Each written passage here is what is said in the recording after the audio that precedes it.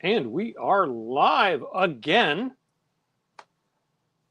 Eric and Garrett are with me. Garrett's having camera issues at the moment. So we're, rather than delay this anymore, because I don't know if anybody's actually tuning in, but we did have somebody said they were going to watch. So we didn't announce this at a time. I announced it like 15 minutes ago on Facebook. So, Yeah, cool. but really, this was just us. Garrett and I wanted to get together and fill Eric in on what we were doing, and we figured rather than just do it ourselves, we could make it live. So, uh, Eric, what have you been up to since December? Sorry. The other dog's knocking on the door to go outside, but she'll be fine. What did I do? A lot of curling, had knee surgery. Oh, Um, yeah, I had yeah, I'll have to send Garrett the pictures because he'll know what I'm doing. But I had a fat pad impingement in my knee, a lot of buildup, and then it had some stuff like coming out the sides of the joints and stuff like that. So the surgeon who he actually did both my shoulders before. Uh, he had seen the MRI and seen and seen the X-rays, and he's like, when I said like, look, I want to do this because I can't deal, it's causing me too many problems. And he's like, okay, really didn't seem to be too like, all right, I'll do it because you want to do it. And then when I met with him a couple weeks ago for the final follow up, and he showed me the picture, he's like, oh yeah, I can see, yes. I understand why you wanted to have this. Yeah, so but it was pretty quick. Within a few days, I was hobbling, and then I would say within a couple of weeks, I was walking pretty good, and within a month, I pretty much had almost all my motion back. So yeah, went really well. good. Good. That was my big adventure.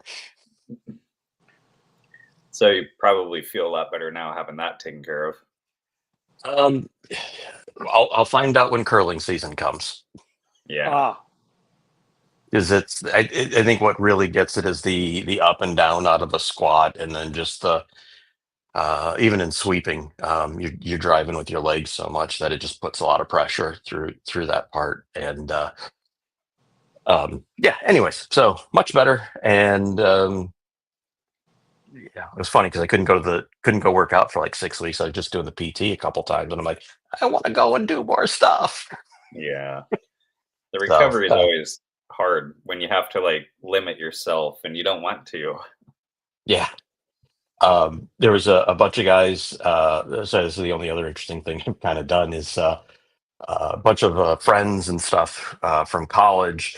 One of my friends has a place in northern Michigan, and not in the Upper Peninsula, but north of Traverse City.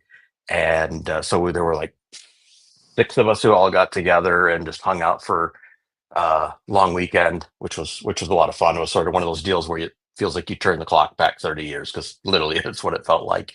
But we went to this thing called Sleeping Bear Dunes, which is this big, uh, like it says, it's a sand dunes right off of Lake Michigan, and they have a thing when you get there you can climb up some stuff. And so I'm just like cranking up that this is like 3 weeks after surgery, and a bunch of the other guys are just huffing and puffing and called it early. And I'm like, how is it the guy who just had knee surgeries kicking your kicking your butts? And so anyways, it was funny, but yeah, it was a good time. Obviously, you guys had quite the adventure together. we did. Yeah, it was the first time. I think it's funny. The last time we got together for a live feed, I was like, "Yeah, I applied to the One Moto Show, and yeah, they didn't like it, and I never heard back." Haha. And then, like, not long after that, got the email. It was like, "Hey, you're invited. Come on, you made the cut." And I was like, "Wow." Um, so yeah, that was pretty unexpected and amazing. Um, so they said yes, and I hired absolutely the shadiest rip-off transportation broker on a really bad recommendation from somebody who I think may have been a shill for them on a forum, and it was the guy that actually delivered it to Garrett did fine. But the broker was, oh, I can't find a driver. I can't find a driver. Oh, I found a driver, but it's going to be $300 more than the contract price. I was like, okay. And then when I got all done and I called him up and I was like, hey, I'm not going to be shipping it back because I left it with Garrett. He was like, yeah, no problem. The next month, $250 charge from them, which was my deposit for the return, shows up on my Amex card. I was like, nope, I'm disputing that one. So I disputed it, and they came back and they were like, yeah, fraudulent charge. We refunded your money. So, but I won't say who it was, but be very careful when you select. At least from my experience, they brought it right to me. I didn't know exactly when it was going to come, and I was actually at a swap meet, and they were like, we'll arrive, in about an hour, or what did they say? An hour or 2 hours? Like 90 minutes or something like that. Yeah. And then it was only like 15 or 20 minutes later that they're like, we're here. And so I dropped a pin with exactly where I was, and they drove right up and dropped it off, and I put it in the back of my truck, and it worked out really well for me. I was very fortunate that you were not working either of the days it was dropped off. Well, 3 days. The day it was dropped off, the day that I had to have it moved in, and the Sunday to pick it up, because I was on an airplane both of those days. There's no way I could have, even if it was at your house, I couldn't have gotten it there. So yeah, it was, I very, very much I couldn't have done it if Garrett hadn't been local and willing to help me out. So, but yeah, it was the whole thing to get the bike out there, me out there, rental car, hotel, everything was about $2,800. So wow, it was which is more than the bike is worth, quite honestly. And Garrett disappeared again. Okay. But he keeps trying to figure out how to work his camera. Let me bring him back in. I assume when you reappear, you want me to bring you back in so you can hear what we're saying. Yeah. Okay. Still trying to figure out what's going on with your camera? Yeah, but I'm giving up. Okay. When you talk, we do get a little stroby thing on your icon, so we can tell that you're talking. It's not like any of us are all that handsome that, it's a big draw. You're probably the best looking out of the three of us. No offense, Eric. He's certainly the youngest. Yeah, Eric's looking pretty good, though. Yeah, and then at the show, they dropped the bride, or at least sometime. Somebody knocked it over. Yeah. Oh, because I got there Thursday, and the bike was you'd already dropped the bike off. So I went in there, and they were like, yeah, just put it over there. I was like, okay. So I wheeled, and they're like, no, there's not room over here. Put it over there. And I was like, okay. And they were like, no, it needs to go with the novelty bikes, which were like the scooters and the mini bikes and the CT70s and stuff like that. So it got moved, but it was really close to a bike on a platform that everybody wanted to look at. And I saw like 10 times I saw somebody squeeze between my bike and this platform. And I thought, oh, this is scary. And since it's a CVT, you can't lock it in gear. It's permanently in neutral, and I don't have a parking brake on it. So all somebody has to do is just bump it with their butt and push it forward a little bit, and it just keeps rolling. So, but yeah, they broke the rear brake is on the left side of the handlebar, and they broke that lever and dinged up the front fender. The front fender I'm not as upset about. It definitely popped the bead kind of on one side, tweaked it, and put some scratches on it, but it wasn't perfect to start with. I had already hammered some dents out of the front, kind of just half-assed, knocked them fairly straight, but you could still tell it was, it had pimples on it and stuff like that. So and and it's a Maxim 700 front fender. You can get one off of eBay for $40. It's not like it was anything expensive. So, and much better to knock my bike over than something that had a gorgeous glossy paint job and chrome and everything. It's like, yeah, there's a principle in that whole thing, though. Yeah. Well, and the levers that you took a gamble on, they worked out. I just had to, I think, massage a little. Yeah, so you had to like grind down the post a little bit so the little adjustment didn't bind. Yeah, but they fit. It's all restored to how they it were should like be.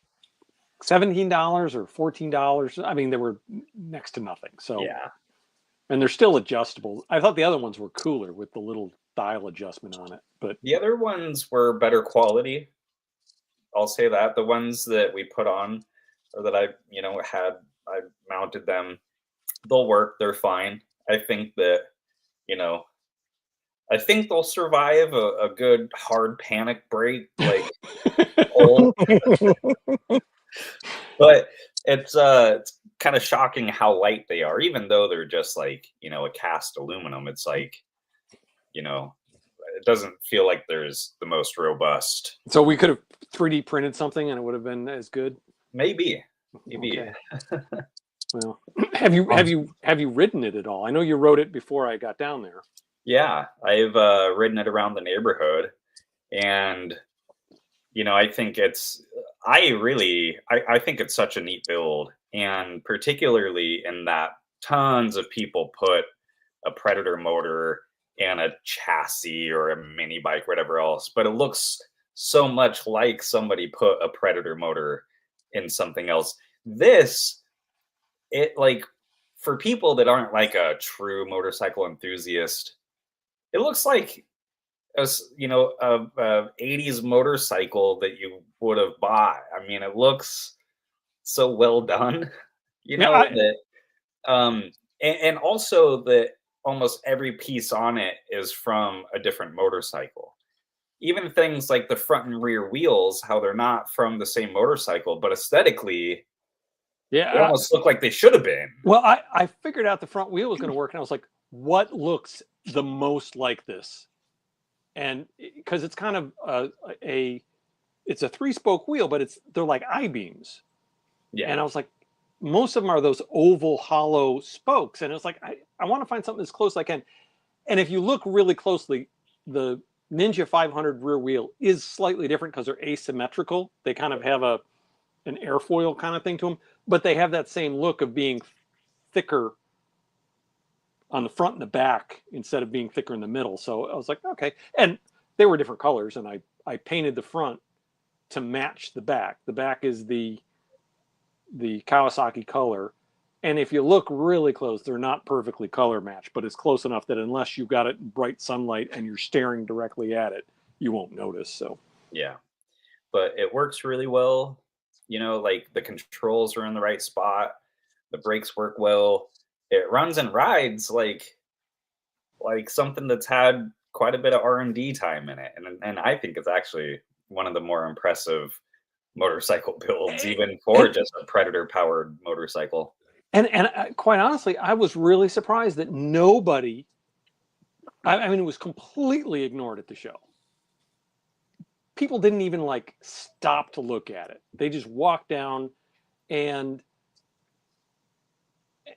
it took me a while to kind of acclimate to that. I was like, okay. And some of it was around a bunch of CT70s that people recognize. They had them when they're kids. They know what that is supposed to look like, so they could tell what was custom about them. Same thing, people would go down and look at all the Harley choppers. You know what a stock Harley looks like and what a custom one looks like. There's no reference points with this. You have there's nobody who knows what a Panther DB175 frame was originally part of. And even that, there's so many different parts on it that it doesn't look like anything. So people just kind of look. And I did have one of the other guys that they had a reception for the builders at the One Moto coffee shop on Thursday night. And I was talking to another guys and kind of told them all about it. And Friday, we were both sitting at it was like, I don't know, 11, 12 o'clock. We had been there most of the morning. We were kind of getting bored. So we were just sitting on this picnic bench where the coffee station was. And two guys walked past my bike. And one guy just kind of leans over and goes, "Oh, never seen one like that before," and walked on. And I was like, they don't realize how totally custom that is. And he turned to me and he said, "Do you realize what a compliment that is?" And I was like, kind of what you were saying of, it looks like it should all go together. And when you look carefully at the parts, they're all different. So that kind of readjusted my thinking to, it's kind of cool. But it's not a show bike. It doesn't have glossy paint. It doesn't have flames. It doesn't have chrome. It doesn't have a big engine. It's not anything nostalgic or anything. I kind of realized midday, okay, nobody's going to take pictures of this. All the videos of the show online, not one of them has a shot of my bike in it. And also, it was with the Vespas and the CT70s and the little novelty bikes where most people didn't spend their time. So, quite honestly, Garrett telling me he's impressed with it is so much more important to me than what anybody else could say. So I'm thrilled. And I'm thrilled you got a chance to ride it that otherwise you never would have. So Yep, now it just needs that turbocharger.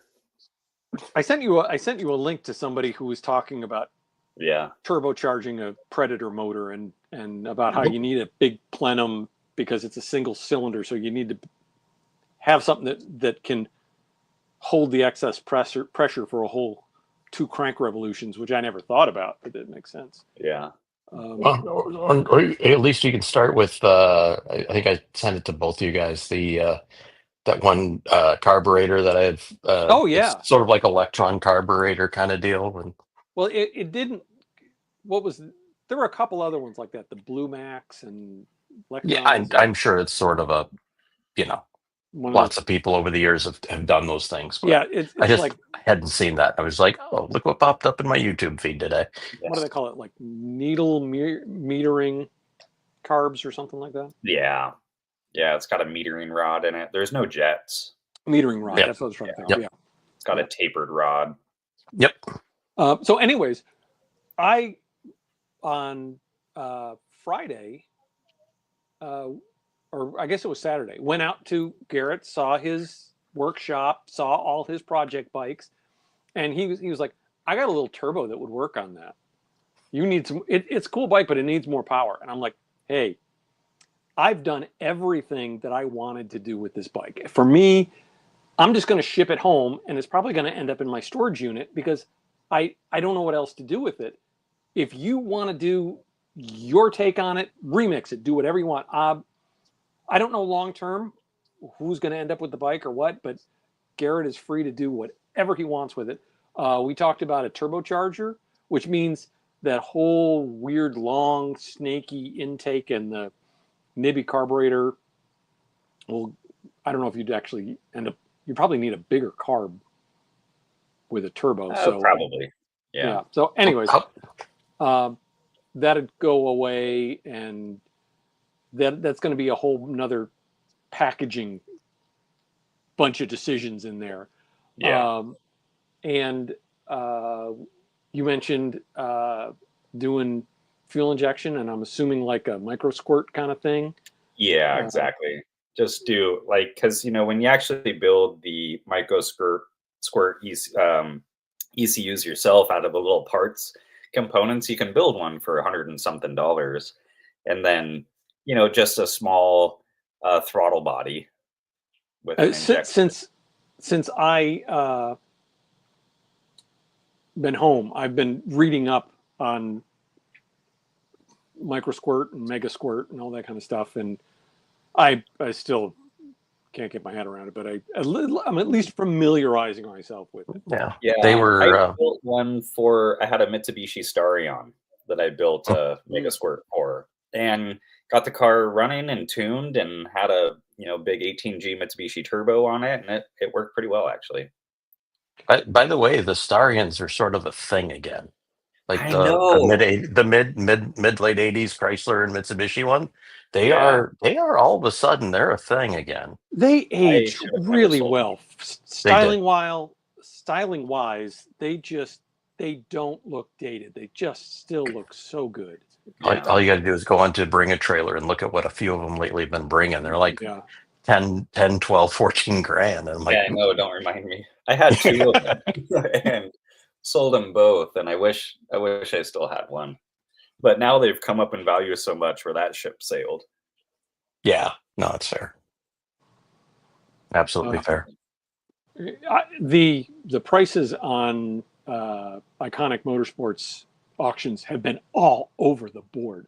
I mean, some of them I'm like, holy crap, that's a lot of money. And some of them are like, oh my goodness, I should have bid on that. That's ridiculously low. And there doesn't seem to be any rhyme or reason for it. It's not like it's all like super desirable stuff that's big bucks. There's some like, kind of obscure stuff, small bore stuff that you'd expect to go for a couple grand, and it goes for like $6,000, $7,000, $8,000. It's like, wow. The other thing Garrett and I talked about is the rear shocks on it are horrible.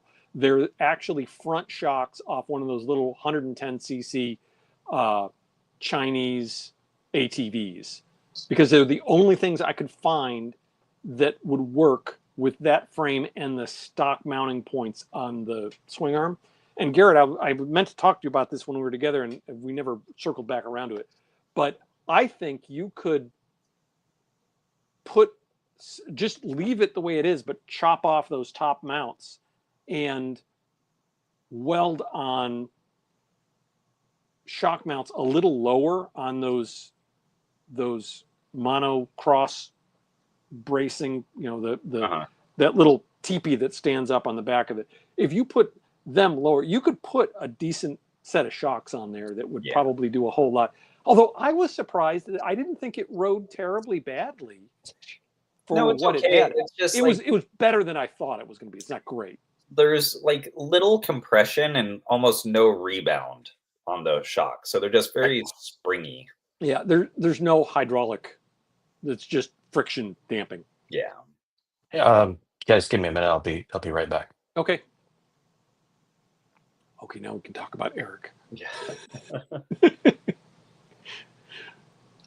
So yeah, I think that it'll get some good upgrades, and I'm always really excited to show it to people and to like show how all the pieces are from different motorcycles, and again, because I think that's one of the reasons why it didn't get attention in the show, is because nobody really can appreciate how much work went in to putting that together in such a way that it looks like it was always put together that way.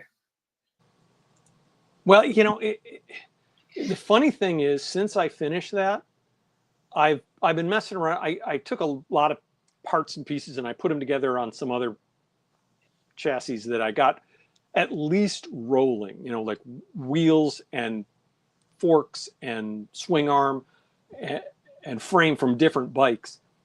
And I was amazed how easily they went together, because it's like once you like messed with all the weirds, because everything on the Bride was on a shelf because it was too weird to use for Bolt Hockenstein. I bought it thinking I was going to use it for another project, and it was just too weird. Like the swing arm and the front wheel, that Interceptor front wheel, actually date from before I even wanted to build a bike. Eric, you were going to say something. Yeah, I gotta drop off. Catherine was apparently in a really bad car accident. So I'm gonna go. Oh no. Oh, yeah, so she thinks her car's totaled, so I don't know what happened. Okay? So she's obviously pretty freaked out right now, so I don't know. She just said, "Come get me." So yeah, I gotta go. Yes, definitely go take care of her and give her our thoughts and prayers. Will do. Okay. Sorry. Yeah. Okay, I'll definitely circle back to you guys, catch up. Okay, For sure. All right. See ya. So long. Oh, that's a bummer. it is. Well, we last weekend was the smack dab ride, and evidently, I'm just hearing rumors of this, but evidently, two of the riders, like 10 miles from the finish, came up over a hill, and there was either a trailer or a vehicle with a trailer was either in the road or going really slow, or they might have been going really fast, but one of them swerved to avoid it and went down, and one of them actually rear-ended the trailer on their bike. And I think the rumor is broke his leg, and they both had an ambulance ride out of it. So Nice. I haven't heard anything definite. It's just, but yeah, I mean, I was bummed to hear that too. I mean, Yeah. It's supposed to be kind of just a fun party, and yeah, so. Not But ideal. we also had two guys go to the hospital with heat stroke. One of them just trying to get to the start on Thursday, started feeling really weird, stopped at a Subway, they gave him an ice pack to put on his back, put on his neck, and he started feeling better, and he took off again. But within like 20 miles, he was like, I was getting really dizzy and woozy. So he said, I remember stopping, putting the kickstand down, grabbing my water bottle and trying to go find a tree, because he said he stopped because there was a tree on the side of the road, which in central Kansas isn't always there's no shade available. So he sat under the tree, and he says, "This is the last thing I remember until someone was shaking me, and there were two people there. One guy was calling 911, and the other one was trying to rouse me." And so he ended up going to the hospital with heat stroke. And then another one of the riders, who was actually one of the guys that did the first smack dab 10 years ago, halfway through the ride started feeling really dizzy and ended up in the hospital with heat stroke as well. He stopped and couldn't shake his delirium and ended up in the hospital and got like 5 liters of saline before his blood pressure came back and stuff like that. It's scary. So, Yeah. That's not ideal. No. So yeah, go ahead. No, what were we going to say? No, I was just going to talk about my transition from sport riding to yeah, definitely. long distance touring. So I bought that Aprilia Tuono, and for anyone that listens to this, I bought about a year and a half ago. I bought a 2019 Aprilia Tuono 1100 V4R, and it had right about 1,000 miles on the motorcycle when I bought it. And I didn't realize you didn't buy that new. Nope, it wasn't new. It was just very barely used. In fact, when they first advertised it, it had less than 1,000 miles on it, and they probably took it on a couple of test rides or something. And so when I actually bought it, it had just under 1,100 miles on it, and it now has just over 1,600 miles on it. And I've had it a year and a half, and I have ridden it several times. And just to give a little more context, one of my good buddies has a 2016 Tuono V4R, and he's had his quite a number of years. And I put quite a lot of seat time on it back when I was motorcycling more often. And I can confirm, as most other people can, that it is one of the most amazing and brilliant motorcycles there is. And so it came time where I was going to buy a new bike. And so I ended up buying a Tuono because I know them to be just really incredible performance machines. So I bought mine, and granted,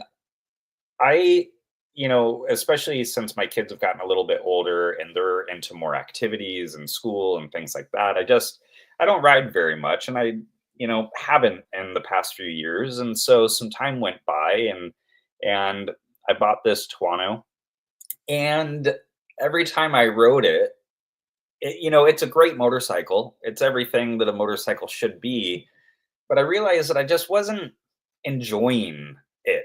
And in a way, I wasn't really comfortable on it. Not because it's like too powerful or anything else. It's just, it's so, and these motorcycles are like this. It's so edgy, you can ride it slow, but it just has all these sounds and everything. And you just, give it a microscopic amount of throttle, and it's going, back in time. Basically, it's a lot of motorcycle, and I have found myself just not really enjoying that anymore. And and if I go on a short ride, it's just again, it's really kind of that edginess, and I feel like I'm just anxious riding it. And then I thought, I just need more seat time. I just need to get back into it. But every time I rode it, I just found myself not really enjoying it that much. And then a few weeks ago, I went on a longer ride out through the Columbia River Gorge, which is a really nice scenic ride. And I felt like, I'm going to just spend an afternoon riding the bike, kind of getting myself comfortable on it. And by the end of it, I was just like, I'm done. I don't really want this kind of motorcycle anymore. And so I listed it for sale. And it's kind of funny.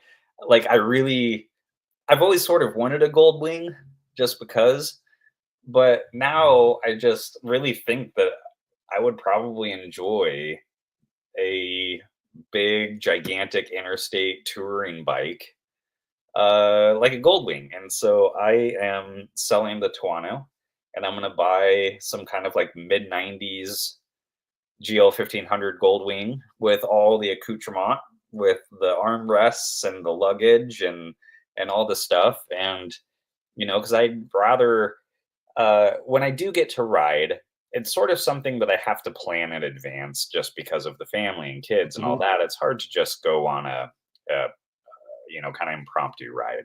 And I think, if you do, it's around the block and it's short. Yeah. You can do that on your CT70. Yeah, exactly. And actually, I ride my CT70 almost every day.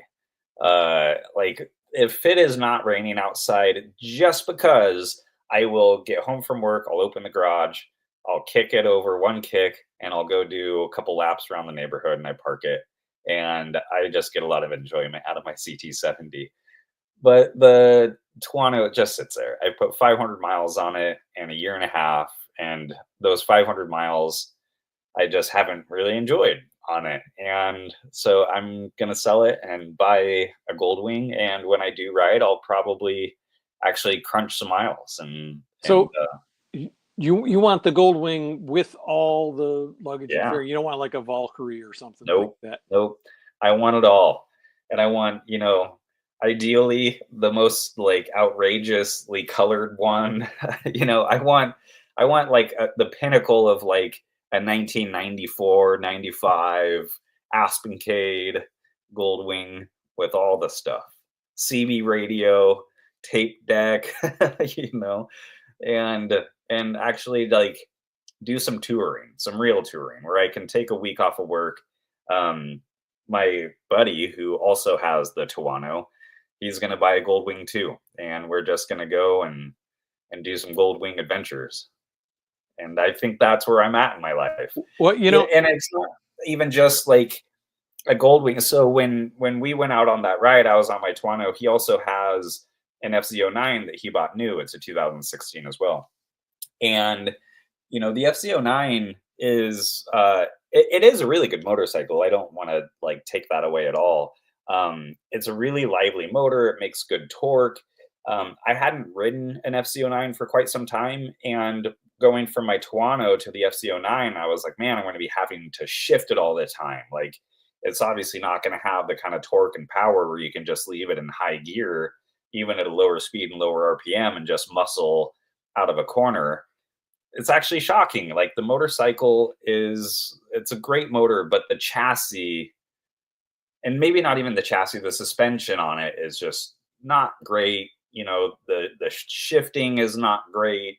And again, it's just even still probably not the kind of motorcycle that I'm really interested in riding. I'm almost like, I'd rather have a Honda Pacific Coast or a NC 700X or, an Africa Twin. But really, I think what I want is just a big highway cruiser. I want to try that out for a while. So awesome. I'm going to go the total opposite direction of the Aprilia Tuono. and get a 90s Honda Goldwing.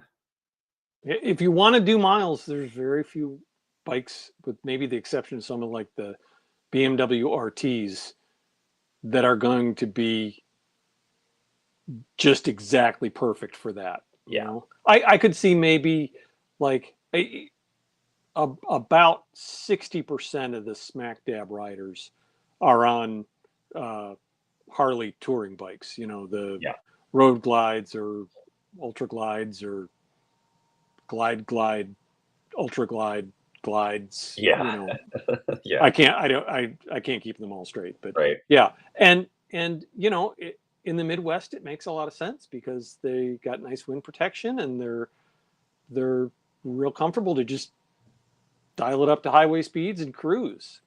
Well, the thing is, I have as much fun riding my Trail 70 around the neighborhood as I do anything else. And like they always say, it's not so much about riding a fast bike fast. Like you have more fun riding a slow bike fast and, you know, still within its limits, but like I'll have as much fun, more fun on a big, heavy, slow bike than I will on anything else. You know, and that's the thing that I think it took me too long to realize is that, you know, I kind of naturally thought, oh, I like motorcycles. I'll go up the displacement and weight and power ladder because that's what you do. And really, the thing that gets me about motorcycles is I can remember when I was 17 and I bought my first CL 125, that it was just this feeling of just cruising down the street to my friend's house just made me giggle. You know, it was just, it wasn't going around corners super fast. It wasn't going high speed. It was just, I could just meander down the street. And just the idea that, well, some of it was, I had 3 older sisters. We had one car. I never got to go somewhere by myself without protracted negotiations with the rest of the family ahead of time. Suddenly I bought this little bike and it was like, I want to go somewhere, grab my helmet, grab my jacket, hop on it, kick it to life and go. And it was just that total freedom of, it wasn't a vehicle for anybody else. I was the only one that drove it. It was only good for carrying one person around, and it didn't weigh anything. It didn't cost me any gas. It was cheap. It was cheap to insure. It was just, it was the most mobility with the least baggage. Yeah. And I think that's still what I really like about them. And that's why all the bikes that I'm working on here are all, you know, 250s, 350s. In this case, you know, the Bride is a 212 with 7.5 horsepower, you know? Yeah. So. And that's another good point too, is on the Tuono and a lot of modern motorcycles, they're so riddled with features and electronics. And on the Tuono, and maybe it's just a matter of like spending time with a motorcycle, but for the life of me, I cannot, there's, you know, all these ride modes and there's different traction control levels and there's different ABS levels and different wheelie control levels. And you have all these buttons and switches and there's lights flashing all over the dash to tell you what it's doing. And I just like, I've never actually really explored all of these different things because I can't even figure out what buttons do what. It's like in this menu, this button does one thing, but in a different menu, the same button does another thing. And you end up having to do the start button to like change ride modes as you're riding it. And like, it's just, I don't want to do all of that. It's kind of the same reason that people have told me I need to get a CNC mill and lathe. And I'm like, no, I work on a computer all day long. When I come home, I want to do something physically and turn the dials. You know, it's like I want the antidote to all of that electronic programming. Yeah. And I think the same thing. And I think that's probably some of the attraction to the whole chopper scene is you look at it and you see everything. There's no side covers. There's no, you know, nothing's hidden. You see exactly what's there, and it's the simplest possible controls. You know, some of them don't even have a a speedometer or indicator lights, you know, and that's kind of the attraction to motorcycles in general for me, especially working on them. It's like, I don't want to build a car. I mean, I've thought about it, and I think there are some little cars that'd be fun to play around with, but it's all the problems of motorcycles, you know, the weight and the size that you need to pick up to, you know, suddenly you need to have a crane to move a motor, and you need your buddies to help you, you know, fit the body and all that kind of, it's like, it's not a one person do it with just your arms kind of task. Whereas with motorcycles, if they're small enough, you can pick up the engine and put it in the frame. Just you do it.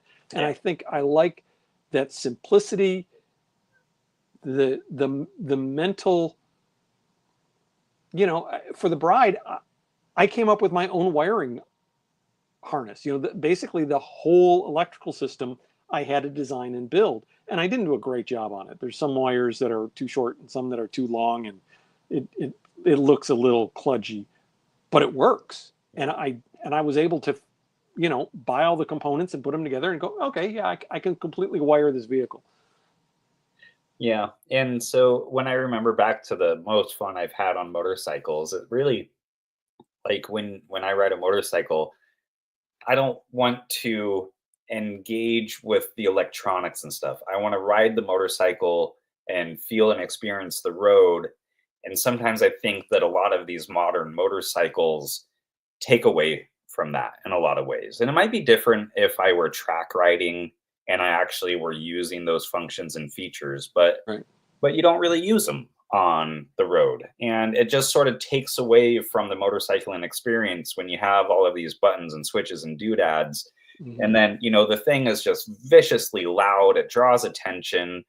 You can, in an instant, be going from the speed limit to allegedly much greater than the speed limit. And it's just, you know, it kind of just takes away from at least what I'm looking for in a motorcycle ride. And I want to go back to sort of the basics and that analog experience. And so that's kind of my motivation to do it. You know, my Spider has cruise control, but that's pretty much the only advanced electronics to it. There's no ride modes. Now it has all the nanny stuff. It has stability control and anti-lock brakes, and, you know, it automatically decides what wheel has traction to distribute braking to, like 5 times a second or 50 times a second or something. I mean, it's got a lot of advanced electronics because it's inherently an unstable vehicle. But you don't feel that or see that unless you do something really stupid and it saves your butt, you know, because if you go into a corner way too hot, it'll cut power to the rear cylinder. And if that doesn't happen, or if that doesn't do enough to help, it'll kill power to the engine. And if you're still out of control, it'll automatically start braking the outside wheel in a turn. And it certainly is super computerized. You don't have to program it. You don't have to interact with it. It's just doing that in the background. And really, other than cruise control, and it's got nice cruise control with the bump up, bump down, you know, where you can trim it to a particular speed. Some bikes just have the button, like Triumphs. You just have a button you can either hit it on or off, and that's it. So it's certainly advanced, but it doesn't feel like you have electronic tasks you have to do while you're riding. Yeah. And it kind of is like a Goldwing in that it's got a big cushy seat, and it's, you know, you just get out on the highway and you just hit the cruise and just go forever. And unlike a bike, it really isn't affected by side winds. You know, you're not blowing in a gusty crosswind. So if anything, it's even more relaxing / less tiring than being on 2 wheels. But it's a big fat, it's not a motorcycle. It's like a snowmobile for the street. Yeah. And I enjoy it but it doesn't have any of that sense of what I talked about with my little CL 125 in high school of just, you know, you wheel it out in between the cars and take off. It's like, it's so wide to get out of the garage. I got to move the truck, move it out, put the truck back. It's just, it's more like a little Miata than a motorcycle, except that you don't have a windshield in front of you. So. Yeah. So, well, I'm curious to see. I know you've got a lot of things going on, both in your workshop and in life in general. Yep.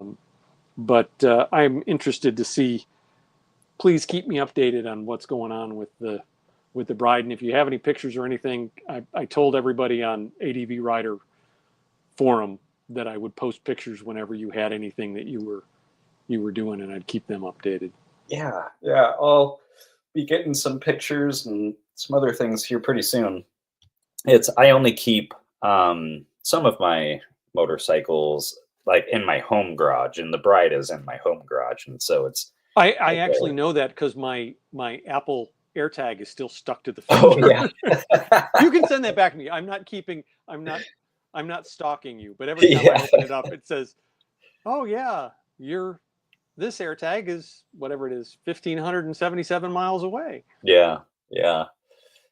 No, it'll live in the garage, and it's kind of one of those things. It's a nice like at home garage kind of motorcycles because you know it's almost like my Trail 70 where it's easy to start. It is easy to ride, and you can just go on a small loop and not have to go on any like, you know, roads with higher speed limits that it's not even safe on. It is fun to just cruise down the street on it. And with the CVT and no foot controls, it just feels really, I don't know, it's a little different than a lot of bikes. You just, you feel like it's not demanding anything of you. Yeah. Yep. I really enjoy it. Well, good. Well, keep me informed. And I have to say, I thank you so much for helping make everything happen. That of course, going out there, I couldn't have done that. And you are a true friend, and I am very excited to see what you make out of the bike. And it's yours for as long as you want to play with it. So yeah. I very much enjoyed meeting your wife and your sons, and you took me out to an absolutely fantastic dinner, and I enjoyed. So yeah, that was a good time.